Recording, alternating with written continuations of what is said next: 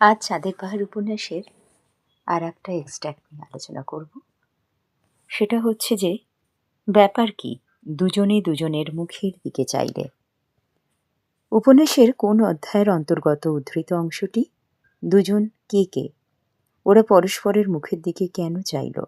কি দেখে তারা অবাক হয়ে গিয়েছিল? আসল ঘটনাটা কি ছিল? প্রশ্নে উদ্ধৃত অংশটি বাংলা সাহিত্যের বিখ্যাত সাহিত্যিক বিভূতিভূষণ বন্দ্যোপাধ্যায় রচিত চাঁদের পাহাড় উপন্যাসের ৮ সংখ্যক পরিচ্ছেদের অন্তর্গত। উক্ত দুজনের অন্যতম উপন্যাসের প্রধান চরিত্র শঙ্কর এবং তার সহযোগী আলভারেজ। আমরা জানি যে ওরা দুজনই হীরকখনির খোঁজে আফ্রিকার বনে জঙ্গলে পাহাড়ে প্রাণ বিপন্ন করে ঘোরাঘুরি করেছিল। একবার ওরা রিক্টার্সফিল্ডের একটি শাখার কাছাকাছি এসে বনের ধারে তাঁবু খাটিয়েছিল।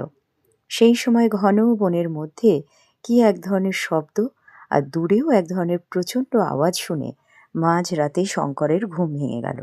তারপর টর্চ জেলে বাইরের অদ্ভুত দৃশ্য দেখে দুজনে দুজনের দিকে চাইছিল। নানা রকমের শব্দ শুনে শঙ্কর তাঁবুর বাইরে যাওয়ার উদ্যোগ করতেই আলভারেজ তাকে প্রায় ধমক দিয়ে বলল, এমন অজানা জঙ্গলে বিনা বন্দুকে কেন সে বাইরে যাচ্ছে? বাইরে তখন গভীর অন্ধকার। যাই হোক, তখন টর্চ ফেলে ওরা যা দেখল তাতে তাদের অবাক হওয়াই স্বাভাবিক। তা দেখল যে বন্য জন্তুর দল গাছপালা ভেঙে পাগলের মতো দিকবিদিক জ্ঞানশূন্য হয়ে পূর্ব দিকের পাহাড়টার দিকে ছুটছে। হায়না, বেবুন, বুনো মহিষ, ধাড়ি মাদি, কলবাস, বাঁদর তাদের বাচ্চা নিয়ে যেন প্রাণের ভয়ে ছুটছে। এমনকি দুটো চিতাবাঘ তাদের গা ঘেঁষে বেরিয়ে গেল। সবাই যেন কি এক আকস্মিক বিপদের সম্ভাবনা করছে।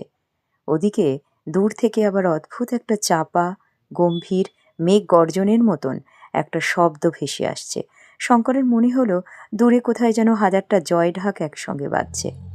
এমন ধরনের দৃশ্য ওরা জীবনে দেখেনি বলেই হতভম্ব হয়ে পড়েছিল। আসল ঘটনাটা হচ্ছে ভূমিকম্প এবং অগ্ন্যুৎপাত। আসলে প্রাকৃতিক বিপর্যয়ের আভাস জীবজন্তুরা আগেই পায়। সেই বিপদের সম্ভাবনাতেই বন্য জন্তুর দল ছুটছিল। তখনই ভূমিকম্প হলো। সঙ্গে সঙ্গে যেন হাজারটা বাজ পড়ল। তারপর তারা আরো আশ্চর্য হলো দূরের সেই পাহাড় চূড়াটার দিকে চাইবার পর দেখল সেখানে যেন প্রকাণ্ড অগ্নিলীলা শুরু। আলভারেজি তাকে আগ্নেয়গিরি বলে চিহ্নিত করল। একটা ঘুমন্ত আগ্নেয়গিরি হঠাৎ জেগে উঠেছে, এটা তারা বুঝতে পারল। আজকের আমার আলোচ্য অধ্যায়টি তাহলে ছিল অষ্টম, ৮ সংখ্যক। এইটা যারা এখনো ভালো করে পড়ে উঠতে পারোনি তারা কিন্তু পড়ে নিতে ভুলো না। ধন্যবাদ সবাইকে। ভালো থেকো।